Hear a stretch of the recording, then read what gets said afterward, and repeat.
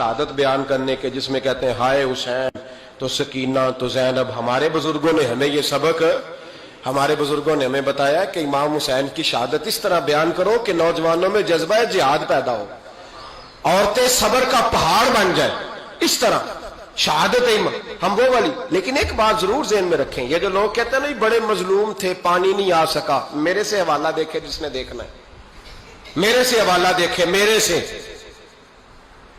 हजरत इमाम हुसैन मैदान करबला में थे तो थोड़ी सी जगह खोद के ना इमाम हुसैन ने तो खंदक खोदी। खंदक खोदना अरब का रिवाज था, मदीने में भी खंदक खोदी गई, उसका नाम ही जंगे खंदक। तो खंदक खोद के ना आग जलाई जाती थी, ये हिफाजत का एक जरिया था ताकि दुश्मन ना आए। तो इमाम हुसैन ने अपने खैमे के सामने खंदक खोद के उसमें आग जलाई ताकि पर्दा रहे, औरतों के पास को दुश्मन ना आए। तो एक शख्स सामने खड़ा होकर कहने लगा, हुसैन तूने दुनिया में ही आग जला ली है। माज अल्लाह सुम्मा माज अल्लाह कहने लगा, आगे तो आग मिलेगी, यहां जला ली है। तो इमाम हुसैन कहने लगे, मैं हुक्म देता हूं आग को कि तुझे अभी पकड़ ले। लोग कहते हैं मजलूम थे, मैं हुक्म देता हूं आग को तुझे अभी पकड़ ले। ये लफ्ज इमाम हुसैन ने कहे। मैं 3 किताबें तो मेरी लाइब्रेरी में अभी हैं जिनमें हवाला है, 3 कुतब से, और आज कल परसों की किताब नहीं, सैकड़ों साल पुरानी। जब कहा ना मैं हुक्म देता हूं, तो वो आदमी घोड़े से नीचे गिरा, घोड़े से नीचे गिरा, और घोड़े की रिकाब के अंदर उसका पैर उलझा। घोड़ा डर के इतना दौड़ा कि जाके उस आदमी को आग में फेंक दिया। इमाम हुसैन के सामने जल के मर गया। ये हुसैन इब्ने अली है, ये अभी हुक्म देते तो फरिश्ते अभी आ जाते, ये अभी बात करते तो सारी दुनिया की फौजें अभी इकट्ठी हो जाती, ये अभी हुक्म देते तो अभी आ जाते। और सुनो, अगर जनाब इस्माइल के लिए दुम्बा आ सकता है तो वो तो हजरत इब्राहिम के बेटे थे, और ये तो मुस्तफा की औलाद है, इनके लिए क्या कुछ नहीं हो सकता। लेकिन इमाम हुसैन ने पसंद किया था करबला के जिहाद को, इसको पसंद किया था मौला अली ने, वो अपनी पसंद पे थे।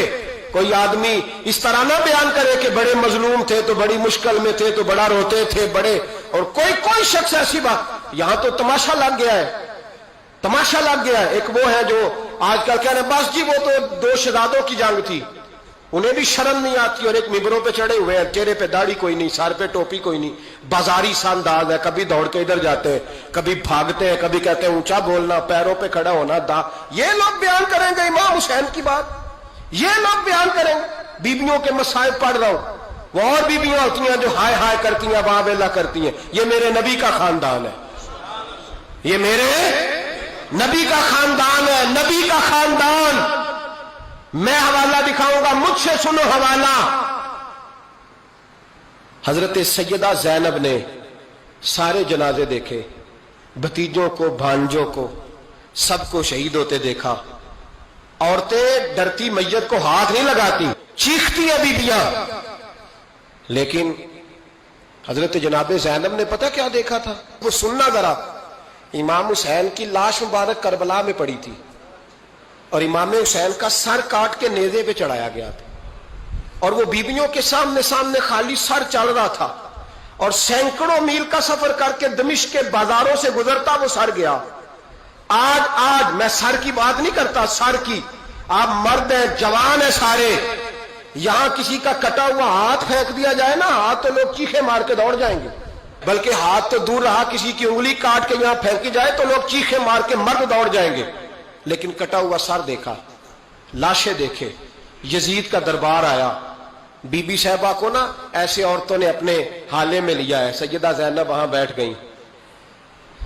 तो जब बोला ना यजीद दरबार में, कहने लगा कि देखो अल्लाह ने इज्जत वालों को इज्जत दी, माज अल्लाह सुम्मा माज अल्लाह। और मेरे मुखालिफिन का क्या असर हुआ जब उसने देखे ना, एक आदमी मजबूर है, मकहूर है, इतना लंबा सफर है, गुर्बत है, प्यास है, बीमारी है, क्या अंदाज है जब इस आलम में यजीद के दरबार में उसने गुस्ताखी की इमाम हुसैन की।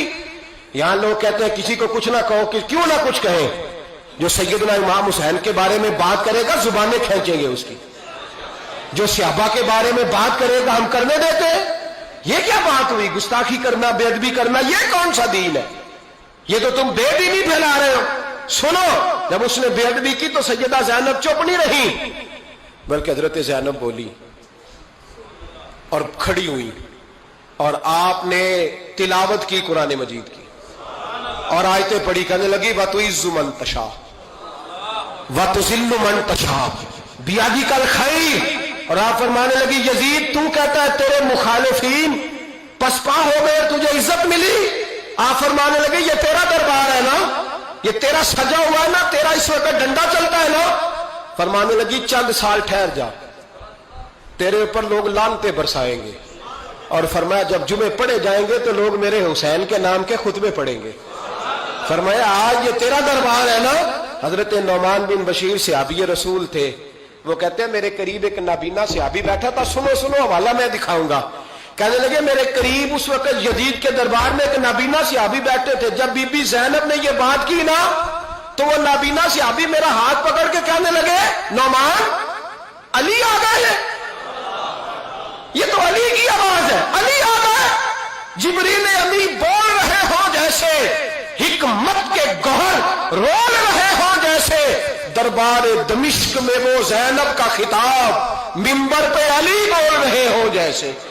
کہنے لگے علی آ گئے، علی، یہ تو علی کی آواز ہے۔ جناب نعمان بن بشیر کہنے لگے نہیں، علی جب بولتے تھے تو بڑا رنگ ہوتا تھا، ابھی تو زینب کھل کے بول ہی نہیں رہی، ابھی تو زینب ستائی ہوئی ہے، ابھی تو زینب زخم کھا کے آئی ہے، ابھی تو زینب پیاسی ہے۔ کاش زینب تر و تازہ ہوتی تو زینب خطبہ پڑھتی تو علی کی طرح گرجدار آواز نکلتی۔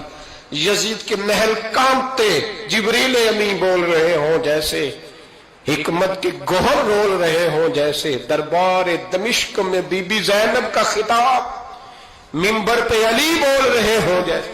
وہ مسکینوں کی طرح منتیں نہیں کر رہے تھے، ہائے پانی ان کا مزاج ہی نہیں تھا، بلکہ وہ دلیر لوگ تھے، دلیر، اور بر موقع بر محل بولتے تھے۔ یزید آیا دربار میں، جب یہ سارا قافلہ وہاں پہنچا تو یزید دربار میں آیا،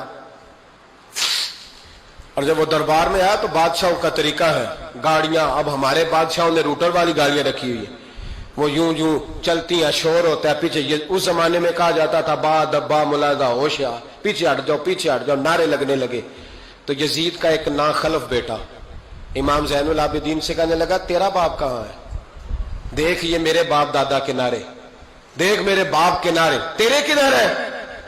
ابھی یہ بات شروع اس نے کی تھی کہ دمشق کی جامع مسجد میں زور کی اذان ہو گئی، اور جب مؤذن نے کہا نا اشہد ان محمد رسول اللہ، تو امام زین العابدین اس کا ہاتھ پکڑ کے کہنے لگے یہ میرے نانا کے نعرے لگ رہے ہیں، اگر تیرا ہے تو بتا، یہ میرے نانا کے نعرے ہیں۔ اور فرمایا تیرے باپ کے 2-2.5 سال لگیں گے، میرے نانے کے قیامت کے بعد بھی لگیں گے، میرے نانے کے نعرے قیامت کے یہ لگتے رہیں گے، لگ رہے ہیں اور لگتے تھے اور لگتے رہیں گے۔